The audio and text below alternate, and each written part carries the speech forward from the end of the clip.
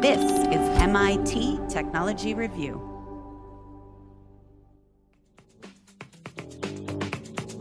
Retailers have been using face recognition and AI tracking technologies for years. What if you could stop retail crime before it happens by knowing the moment a shoplifter enters your store? And what if you could know about the presence of violent criminals before they act? With Face First, you can stop crime before it starts. That's one of the largest providers of this tech to retail stores. It detects faces, voices, objects, and claims it can analyze behavior. But face recognition systems have a well-documented history of misidentifying women and people of color. We have a technology that was created and designed by one demographic that is only mostly effective on that one demographic, and they're trying to sell it and impose it on the entirety of the country. This is Representative Alexandria Ocasio-Cortez at a 2019 congressional hearing on facial recognition. Photo technologies work better on lighter skin, and datasets used by companies to train facial analysis systems are largely based on faces collected from the internet, where content tends to skew white, male, and Western. And do you think that this could exacerbate the already egregious inequalities in our criminal justice system? It already is. Joy Boylan-Winney is an activist and computer scientist. So there's a case with Mr. Ba, an 18-year-old African-American man who was misidentified in Apple stores as a thief. And in fact, he was falsely arrested multiple times because of this kind of misidentification. As awareness of these issues grows, more places are looking to put restrictions around its use, such as in Portland, Oregon, which recently passed the most sweeping ban on Face ID in the U.S. Please look at camera for entry. The ban takes effect in January, and when it does, that voice and camera will go away from places like this food store, where the tech unlocks the door to late-night shoppers. But use elsewhere is moving well beyond fighting crime, and is starting to play other retail roles, like remembering your past orders and payment details. These face-based technologies, artificial intelligence, machine vision, allow us to see our customer in the offline world like Amazon sees its customer in the online world. And that allows us to create tailored experiences for the customer and also allows us to directly target that customer in new ways when they come back to the restaurants. That's the chairman of Cali Group, John Miller. Its fast food restaurant Cali Burger tries out technologies it later markets to the entire industry. Other retailers use face recognition to know when VIP shoppers or celebrities are in their stores, not unlike this scene from the film Minority Report, where as Tom Cruise strolls through a mall, his eyes are scanned and the ads address his character by name. Good evening, John Ashton. The face measurements powering these applications can also be used for many other things besides just identifying someone. For example, some shopping malls use it to help set their store rents by counting how many people walk by and using face data to gauge their gender, age, and other demographics. Sometimes face recognition cameras are even hidden inside those mall directories. And inside stores, retailers use it to better understand what shoppers are interested in. It's also embedded within shopping apps and store mirrors that let people try on anything from eyeglasses to makeup virtually. I'm Jennifer Strong. In this episode, we wrap up our first season and our latest mini-series on face recognition with a look at how it's used to watch, understand, and influence your shopping habits.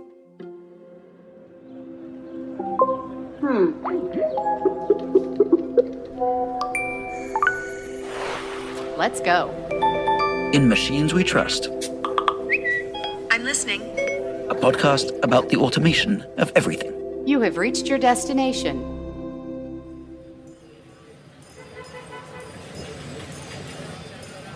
So I'm out front of what used to be the largest store in the world. This is Macy's on 34th Street in Manhattan. The building fills an entire city block, and in some ways it's kind of the center of gravity for the holiday shopping season here, as among other things, the inspiration for one of New York's most famous Christmas films, Miracle on 34th Street.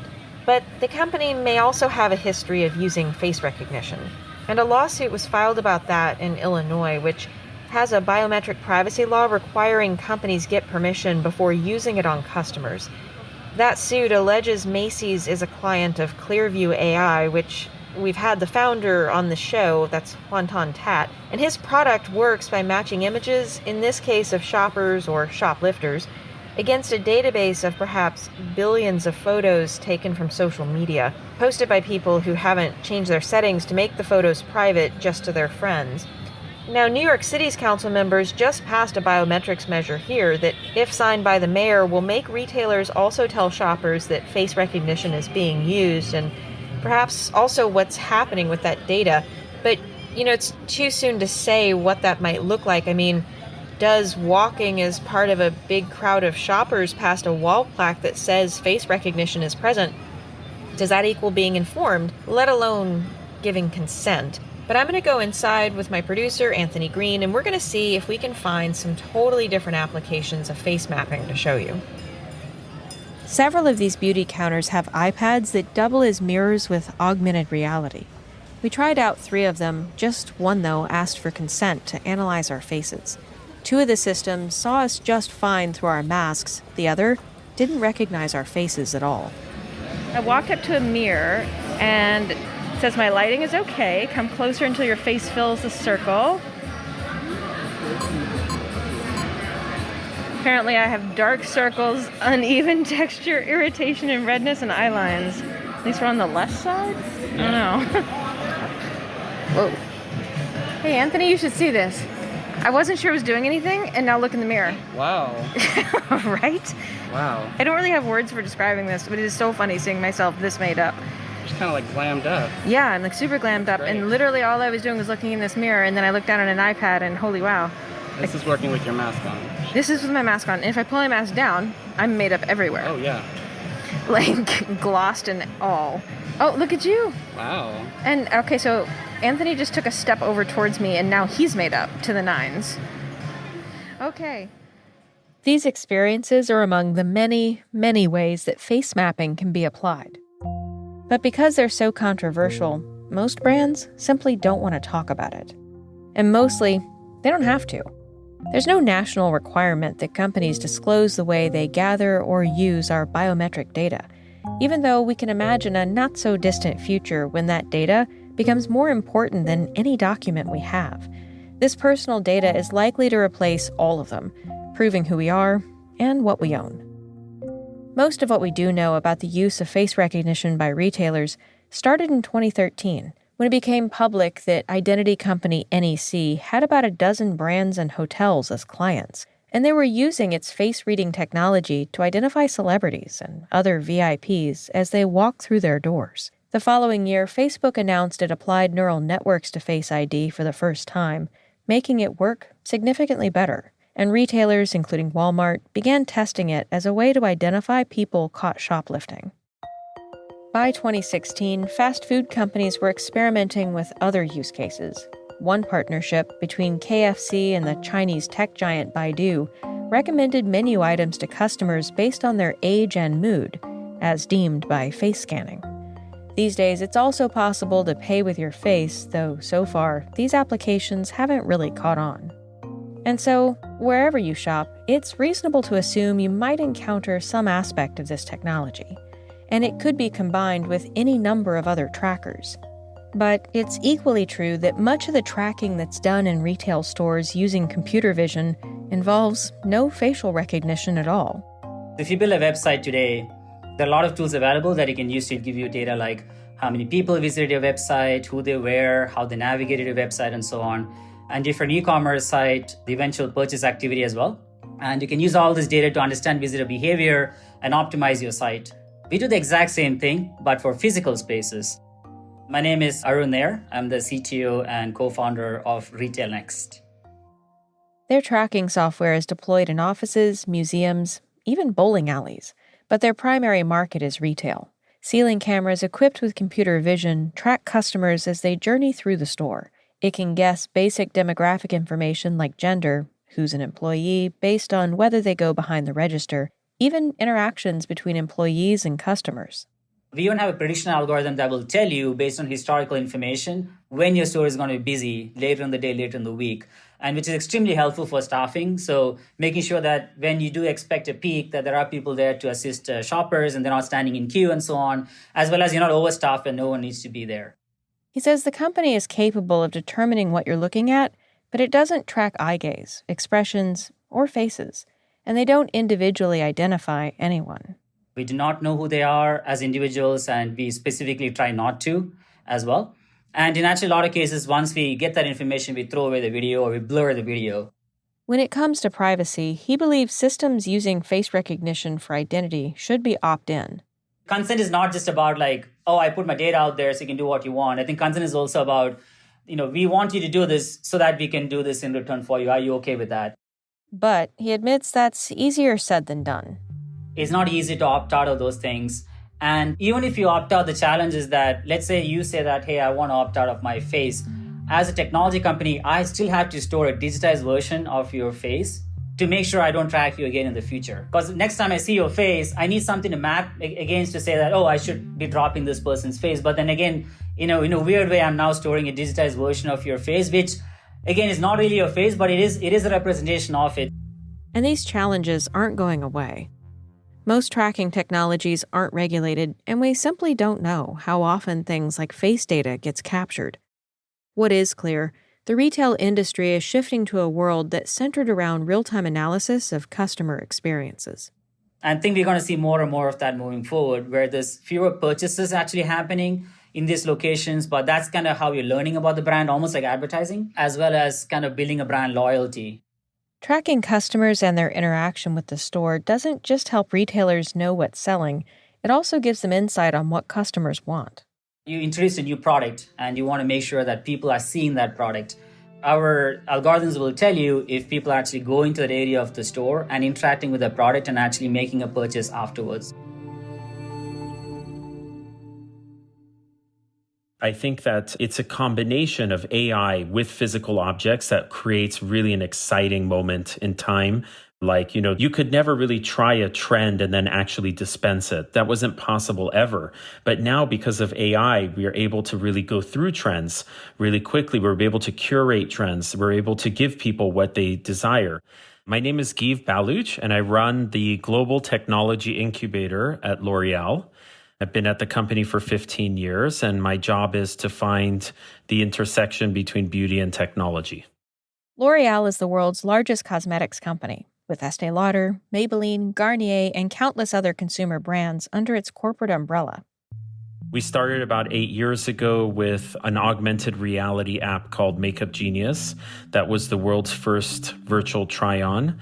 And since then, we've launched projects around personalized beauty, like skincare personalization, foundation personalization.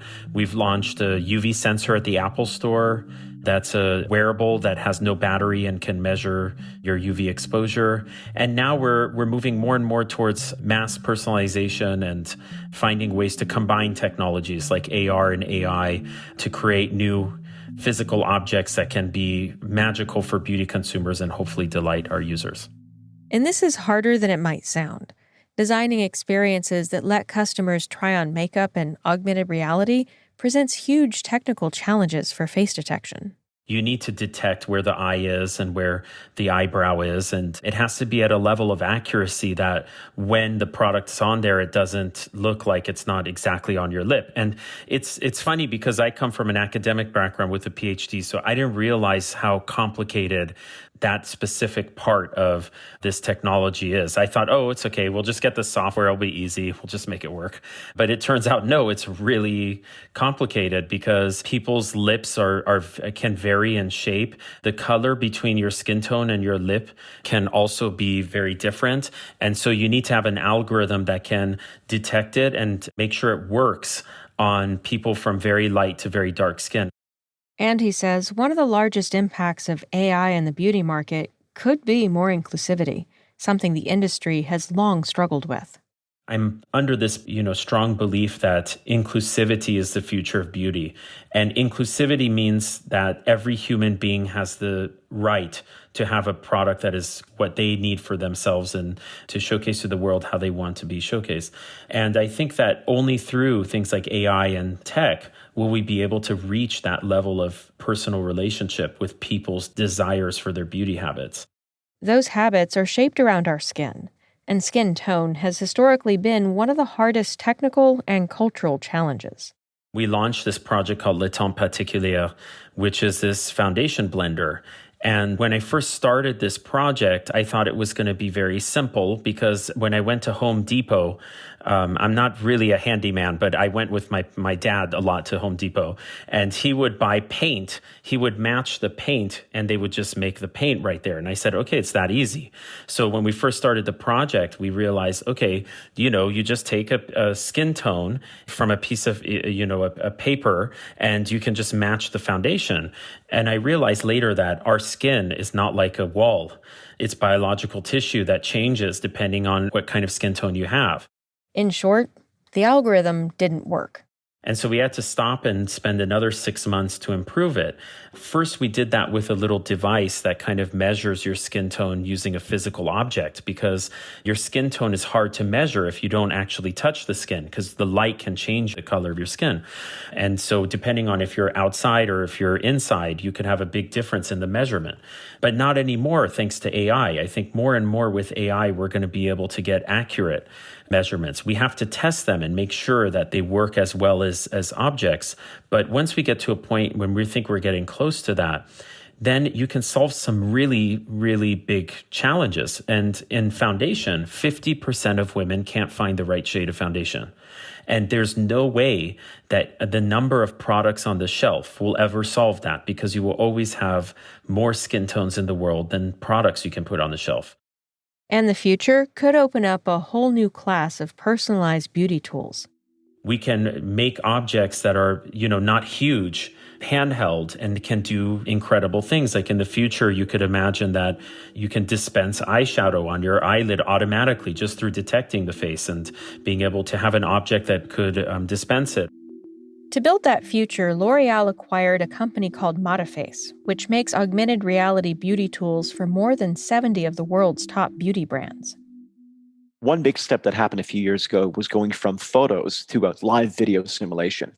Really hard feat technologically, but it really impactful on the consumer experience. Instead of having to take a photo and upload it, they could see a live video. Parham Aarabi is the founder and CEO of Modiface. The next big step that I see that I'm really excited about is a combination of AI understanding of the face along with our simulation. So not only telling you, okay, so you choose a lipstick and this is what it looks like, but saying because you chose this lipstick and because you have blue eyes, we believe this eyeshadow might match it the best. His background is in face and lip tracking. And so we had created this sample demo where you could track someone's lips and swap the lips with a celebrity, for example. My co-founder had the idea that before we do this, we should actually apply some changes on the skin. And so it was really the combination of these two ideas that became the foundation of Modiface. The beauty industry thrives on the in-person shopping experience. And even though e-commerce sales have long been on the rise, this sector has been a lot slower than others. For context, the top e-commerce seller in beauty of 2018 was shampoo. But the pandemic is speeding things up. Online sales at beauty giant Sephora jumped 30% in the US this year, and it's also partnered with Modiface to develop an app that acts as a virtual store, complete with product tutorials and an augmented reality beauty counter. You see a try-on button, you press that, and a window opens up. You see your own video in that window, but with different virtual products being shown. And building consumer trust in these simulated products means engineering an experience as seamless as looking in a mirror. If someone actually tries on a lipstick and a hair color and then videotapes themselves versus using our technology and then having a virtual simulation of those products, the two should be indistinguishable. The lag between the simulation being applied versus when you're looking at your face and you're seeing movements needs to be not apparent to the user. And so these are huge challenges. One is of realism. You don't want the eyeliner to be flickering on someone's eyes. And the second is to do it so fast that on a website in live video, you don't notice any lag. So these are major, major challenges. And it's more than just cosmetics. Elements of face detection are increasingly used in medicine to diagnose disease, and he believes in the future, their products will detect all kinds of skin disorders. So we've been pushing on this skin assessment direction by looking at someone's image and based on that, knowing what skincare products are best for them. And the more we do this and the more that we train our AI systems, we find that they're increasing in the level of accuracy, matching that of dermatologists. And I think if you follow that line, that this AI that can actually not replace dermatologists, but really help them as an objective tool that can look at someone's face and make recommendations. It feels like there's more awareness of face recognition, of its risks, immaturities, and biases, but also its increased presence in our lives and just raw potential. To me, it seems like we've just scratched the surface in this messy digital race to something different and big. And it got me wondering, how might one of its inventors feel about all this? I started working in the human brain about a year after I graduated and made, together with my collaborators, made some fundamental breakthroughs, which led to the creation of biometric industry and the first commercially viable face recognition. That's why people refer to me as the founding father of face recognition and the biometric industry. That's Dr. Joseph Atick. He developed one of the world's first face recognition algorithms back in 1994. The algorithm for how a human brain would recognize familiar faces became clear while we're doing mathematical research at the Institute for Advanced Study in Princeton. But the technology needed to capture those faces wasn't yet in everyone's pockets. At the time, computers did not have cameras. Phones that had cameras did not exist. We had to build the eyes for the brain. We had a brain. We thought we knew how the brain would analyze signals, but we did not have the eyes that would get the information and the visual signal to the brain. Webcams came along in the 90s, and computers with video capabilities arrived on the market a few years later. And that was an exciting time because all of a sudden the brain that we had built had finally the pair of eyes that would be necessary to see. This was the breakthrough he and his team needed to bring their concept to life. So they started coding. It was a long period of months of programming and failure and programming and failure. But eventually? One night, early morning actually, we had just finalized a version of the algorithm. We submitted the source code for compilation in order to get a run code. And I stepped out to go to the washroom. When I stepped back into the room, it spotted my face, extracted it from the background, and it pronounced, "I see Joseph." And that was the moment where the hair on the back, I felt like something had happened. We were a witness. And I started to call on the other people who were still in the lab, and each one of them, they would come into the room and it would say, "I see Norman," I would see Paul, I would see Joseph, and we would sort of take turns running around the room just to see how many it can spot in the room. They had built something that had never been built before. Months of math and coding and long nights seemed to be paying off. But within a few years, that excitement turned to concern. My concern about the technology that I helped create and invent started very quickly after I had invented it. I saw a future where our privacy would be at jeopardy if we did not put in place protection measures to prevent the abuse of this powerful technology. And he wanted to do something about it. So in 1998, I lobbied the industry and I said, we need to put together principles for responsible use. And this is where an organization called IBIA was born in 1998 as an industry association to promote responsible use. And I felt good for a while because I felt we have gotten it right. However, that did not live the test of time. And the reason behind it is we did not anticipate the emergence of social media. Face recognition relies on a database of images. The size, quality, and privacy conditions of this database is largely what determines how safe or intrusive the technology is. In 1998, Atick built his databases by manually scanning thousands of pictures and tagging them with names. It was tedious and limiting in size. We have allowed the beast out of the bag by feeding it billions of faces and helping it by tagging ourselves. We are now in a world where machine learning is now allowing for the emergence of over 400 different algorithms of face recognition in the world. Therefore, any hope of controlling and requiring everybody to be responsible in their use of face recognition is difficult.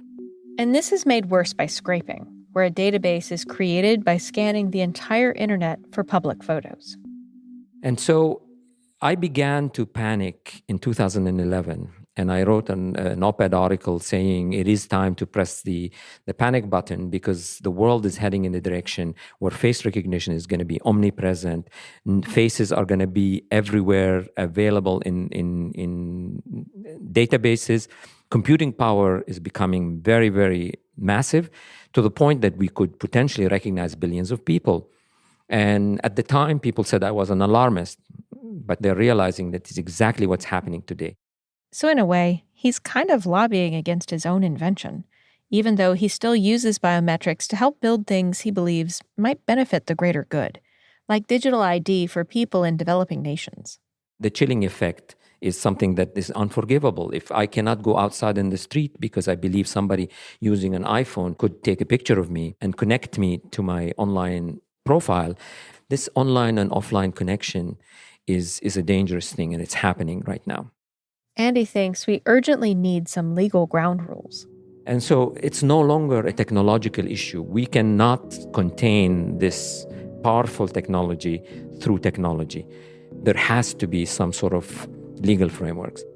The way he sees it, the technological edge will keep pushing forward, with AI at the forefront. But the people building and using it, they're at the center.